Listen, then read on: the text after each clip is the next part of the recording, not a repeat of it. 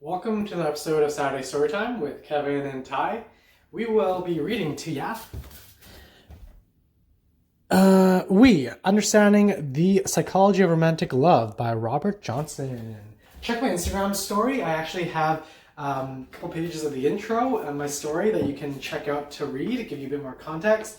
Essentially, Robert Johnson, he is a Carl Jungian trained psychologist, and in this book, he talks about how ancient myths, they represent an expression of our unconsciousness, not just at an individual level's unconsciousness, but the collective level, society, cultural, historical gatherings, like together, the unconsciousness of everybody.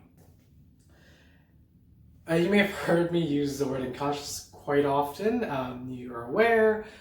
When you're aware, when we're awake, we are conscious. But there's like the flip side. It's almost like there's the flip ocean shadow side of our psychology within our kind of our minds that we're not aware of. Hence the name unconsciousness, whatever is in the unawareness. So he talks about the myth that was, I think it's a 13th century Middle Age myth of Tristan and Isolde. Beautiful tale, and he kind of ties it how he ties the main character Tristan, how that represents like a male psyche, and Queen Isolde represents the feminine, the female psyche. And his theory, a Jungian analysis theory, is that even though I'm a man, my gender is a male sex, but he's saying that within each and every one of us, in our minds, in our psyche, we are actually androgynous. So we actually have a masculine and a feminine parts of our psyche. And for us to be whole, for us to be actualized, for us to, approach enlightenment, is for us to become aware and own our masculine side and our feminine side. And he talks about our divine masculine and divine feminine. And we need to integrate both sides for us to become a wholesome, evolved human being. And for our psyche to be integrated and whole, we need both sides, the male and the feminine. Which it's just not what we're taught and what we're raised to believe. So, check out my IG stories for the intro. And I'll read the first little bit. So, before we jump into the tale of Tristan and Isolde, the first little prelude, it's called, it's on myths. My lords, if you would hear a high tale of love and death, here is that of Tristan and Queen Isolde. How to their full joy, but to their sorrow also, they loved each other. And how at last they died of that love, together upon one day, she by him and he by her. Thus begins the marvelous story of Tristan and Isolde. It was with these words that the traveling poets and minstrels of the Middle Ages would call together the lords and ladies, the knights and common folk, to hear a wondrous story of adventure and love. They would gather before the wood fire in the great hall of a castle or manor, and relive together the high tale of the knight Tristan and his fatal love for Queen Isolde. The story is one of the great myths of all time. It has the dignity and power of Gilgamesh, Beowulf, or the Icelandic sagas. Such myths have an uncanny power to thrill us, uplift us, pull us out of the pettiness of our ego lives, and transport us to a realm of magic, noble deeds, and unearthly passion. But a myth does more than that. If we learn to listen, it also gives us specific psychological information and teaches us the deep truths of the psyche. And what he means by psyche is everything and anything that goes on in our waking conscious state of mind, but also what goes on when we're asleep and what kind of goes on in the shadows. What goes on in our unconsciousness as well. Years ago, a grammar school teacher asks her class, "What is a myth?" A young boy, the son of a couple whom I know well, raised his hand and replied, A myth is something that is true on the inside, but not true on the outside. Yeah, you can compare it to like Disney movies and stories, because a lot of their storylines are very mythical. And one very, very classic myth is the Star Wars movies. It's based off of the myth of the hero's journey. Highly recommend Googling it and checking out what the hero's story, the plot, the arc, the characters involved, and maybe you may piece in some clues how you engage in this kind of mythical tale of the hero's journey. It is not true in the outer physical sense, but it is an accurate expression of a psychological situation of the inner condition of the psyche. Myths are like dreams. Dreams are the messengers of the unconscious mind. Through them, the unconscious communicates its contents, its concerns to the conscious mind. By learning the symbolic language of dreams, a person learns to see what is going on within at an unconscious level, and even discovers what needs to be done about it. Jung demonstrated that myths also are symbolic expressions of the unconscious.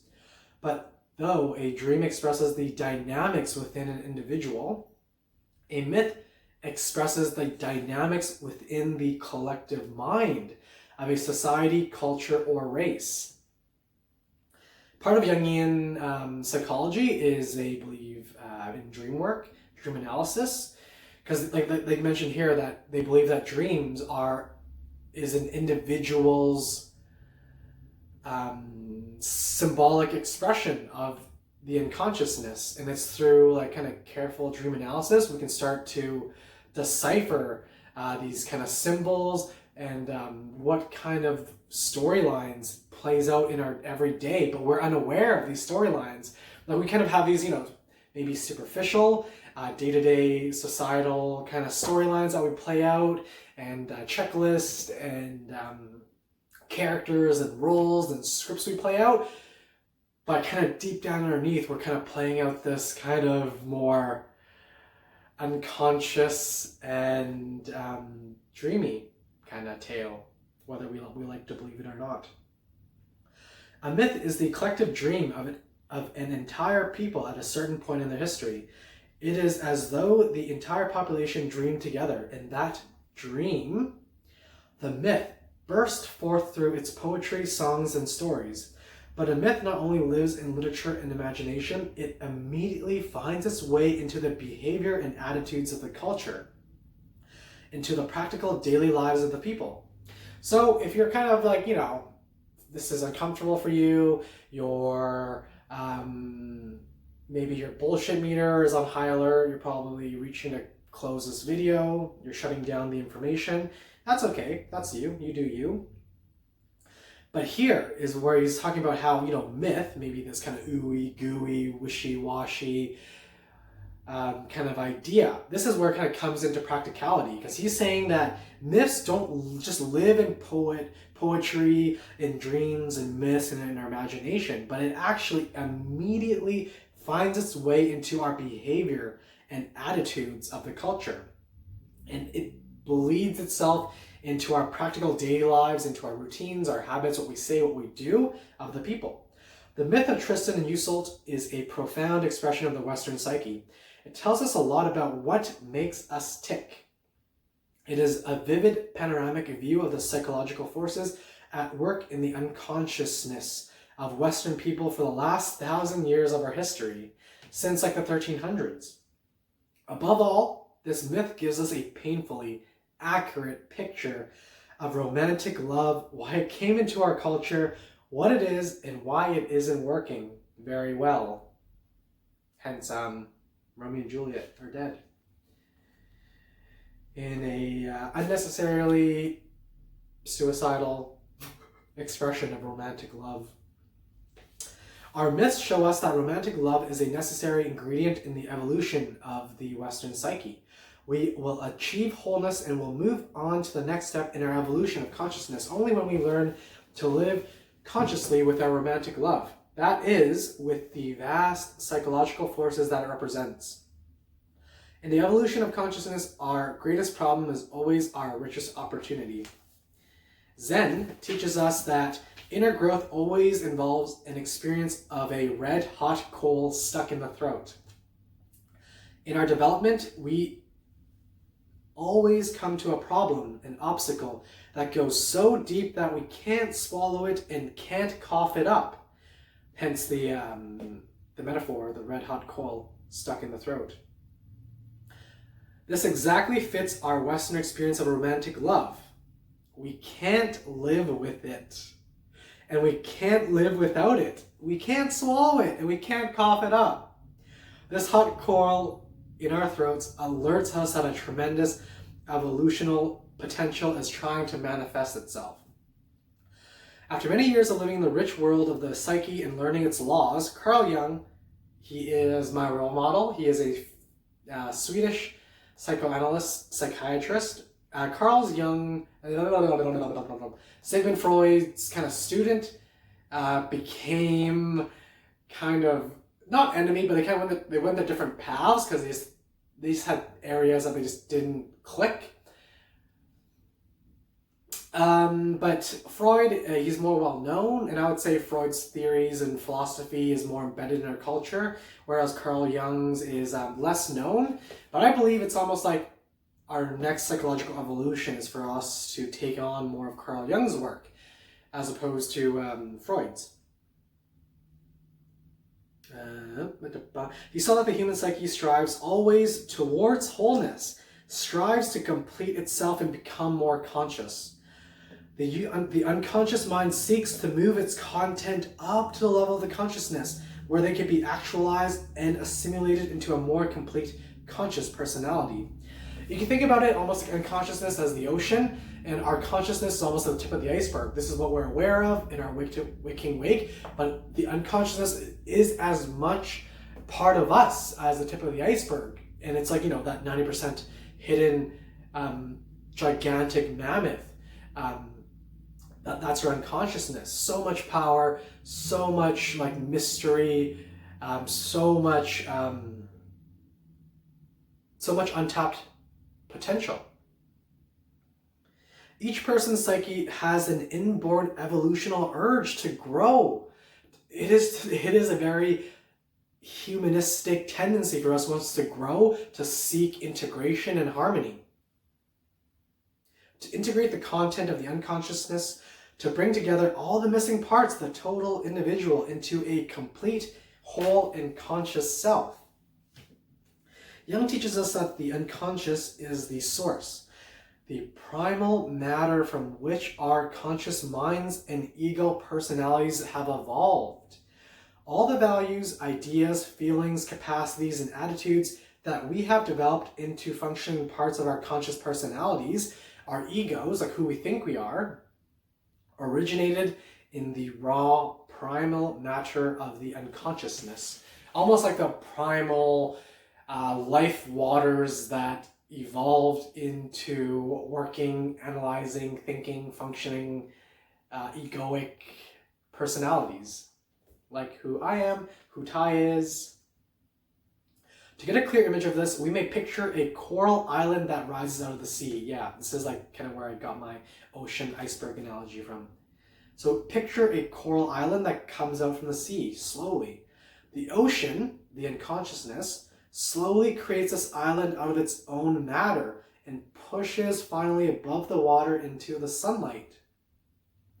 And yeah, you can think of sun as analogy for the consciousness, and almost like the moon, dreams as the unconsciousness. The ocean slowly creates this island out of its own matter, after centuries, topsoil and plant life develop, animals and people appear, and the little island becomes a tiny center of human life and consciousness. Like the vast ocean, the collective unconsciousness gives birth to a tiny island. It is the conscious psyche, the ego, the I, the part of me that is aware of itself. And that's one of the blessings of becoming a conscious human being, is we have, not only are we aware, but we are aware of awareness itself. This little ego mind, surrounded by the vastness of the unconscious, has a high and noble task, I'm not trying to belittle the consciousness. I'm not trying to belittle ego. It is as much as us, and is just as important as the unconsciousness. So it has a high noble task, a special destiny to live out. Its role in this evolution is to integrate more and more of the unconsciousness until the conscious mind truly reflects the wholeness of the self. All humankind is in the grip of this huge evolutional power. When the collective unconscious begins a new stage in this process, which I really believe we are in the midst of a huge transformation of a change of a collective consciousness, it tolerates no obstacles, no bullshit. In order to force a new ideal or possibility into the conscious psyche of a people, so for us to bring in a new conscious collective culture change, a collective set of ideals, beliefs, values, fuck the patriarchy, F systemic racism, like F all these old systems and F all these things that we're born into that no longer serve us. They're like outdated and they're based out of a time where it was ruled by, the dark side of masculinity, and the beautiful divine feminine was scrapped out.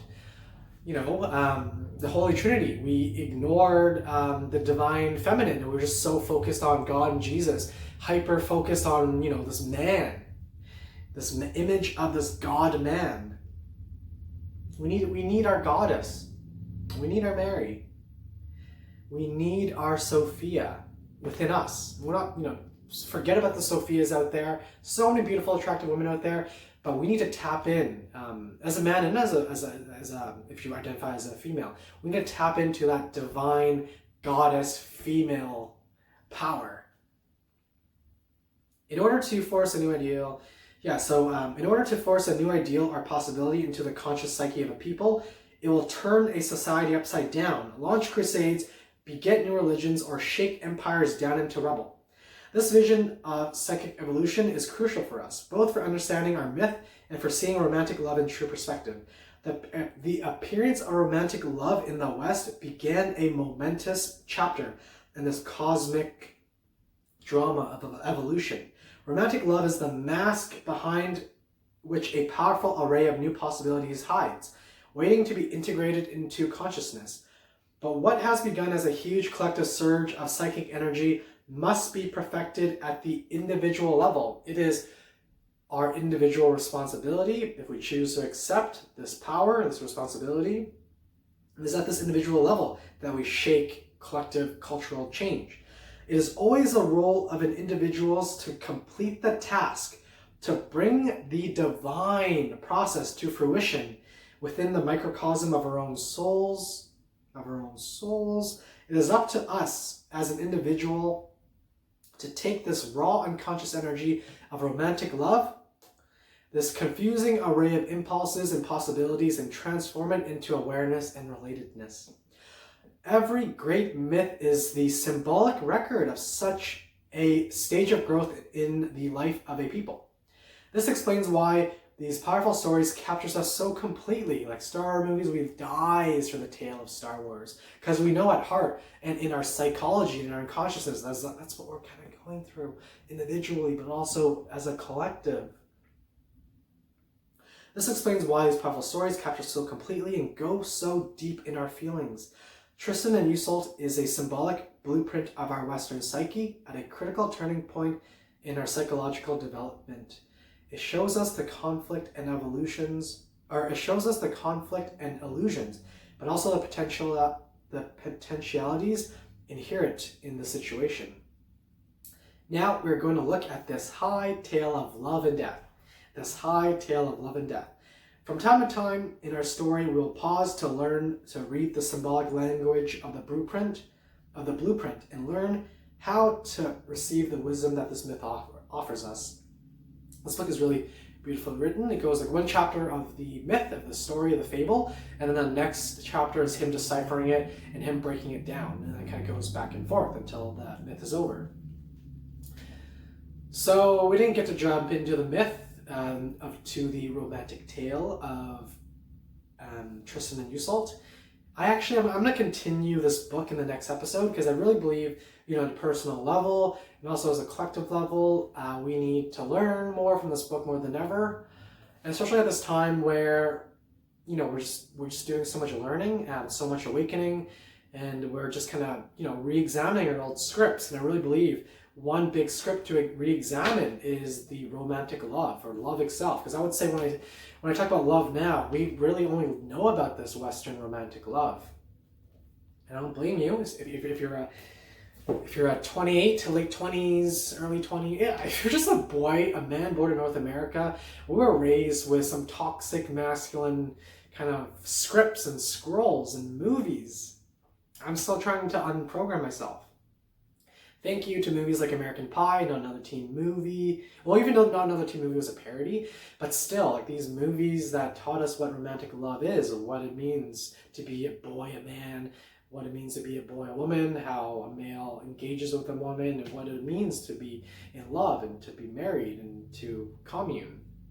So that is the episode today. Thank you for tuning in, listening. Leave a like, leave a comment below, and we will check in and read another episode. We will read you more on Robert Johnson's We in the next episode. Take care.